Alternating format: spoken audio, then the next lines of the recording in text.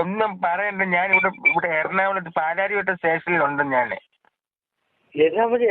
എന്ത് വിഷയം? വലിയ വണ്ടിയിലും തട്ടിയാണ്? എന്തോ വണ്ടി തട്ടി മസാജിങ് സെന്ററിൽ ചെന്നൊന്ന് കേറി കൊടുത്തതാ എറണാകുളത്ത്. മസാജിങ് സെന്റർ തിരിച്ചുണ്ട്. എടാ മസാജിങ് സെന്ററിൽ ചെന്ന് കേറി കൊടുത്തു. നാശം പിടിക്കാതെ കൊണ്ട് ഞാൻ വല്ല വണ്ടിയും തട്ടി വേറെ മസാജ് സെന്ററിൽ എന്താ പരിപാടി? എടാ ഡെന്നിഫർ എന്ന് പറഞ്ഞിട്ട് പ്ലീസ് കോൾ മീ മസാജിങ് 3000 രൂപയുള്ളൂ, നിങ്ങൾ സുഖ ചികിത്സ എന്നൊക്കെ പറഞ്ഞ് എഴുതി വെച്ചേക്കുന്ന അവിടെ ഒരു പോസ്റ്റർ. അത് ഞാൻ കണ്ടോണ്ടൊന്ന് വിളിച്ചു. ഞാൻ അവിടെ ചെന്ന് കേറി ഇനി വരാനും നാണക്കേടെന്ന് പറഞ്ഞാല്. എടാ ഞാൻ ചെന്നു, ഞാനൊരു പായൊക്കെ ആയിട്ട് അവിടെ ചെന്നു.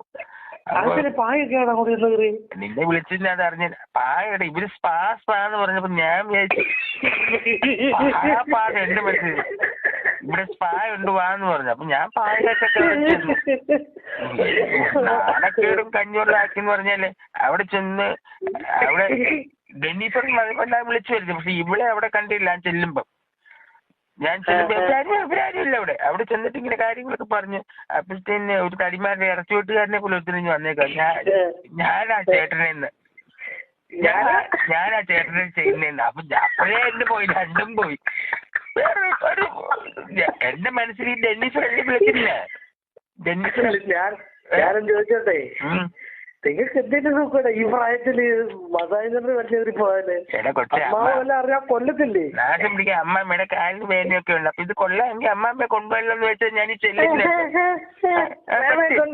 മസാജ് സെന്ററിൽ വലിയ പോയേക്കുന്നത് ആണടാ. ഇത് കൊള്ളാമെങ്കിൽ എന്നിട്ട് വല്ല നടന്നോ? അത് പറ കേക്ക്. ഞാൻ അവിടെ ചെന്ന് കാര്യങ്ങളൊക്കെ പറഞ്ഞു ഇങ്ങനെ. അപ്പൊ ഇവൻ വന്നിട്ട് പറഞ്ഞു. അപ്പൊ ഞാൻ ചോദിച്ചു ഇത് എങ്ങനെയാണ് സംഭവം എന്നൊക്കെ ചോദിച്ചു. പറഞ്ഞു ഒരു പയ്യൻ വന്നിട്ട് ന്യൂസ് പേപ്പർ തന്നു.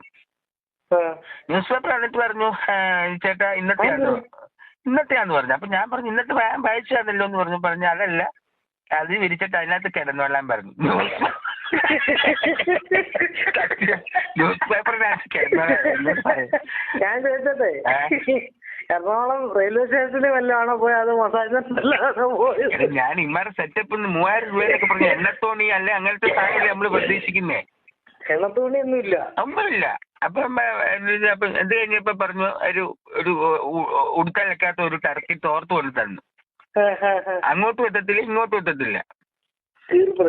കീറി പറഞ്ഞ ഒരു സാധനം കൊണ്ടുവന്നു. അപ്പൊ എനിക്ക് എന്റെ ദേഷ്യം എല്ലാം കൂടെ കയറി വന്നു. ഞാനിത് എന്തോ ചെയ്യണമെന്ന് ഞാൻ ആപ്പടെ ഞാൻ കഴിച്ചിട്ട് അപ്പൊ ഇത് പുറത്ത് കിടക്കുവാ. ചെരുപ്പ് പുറത്ത് കിടക്കുവാണ്. നാശം പിടിക്കുക. ചെരുപ്പ് പുറത്ത് കിടക്കുവാ.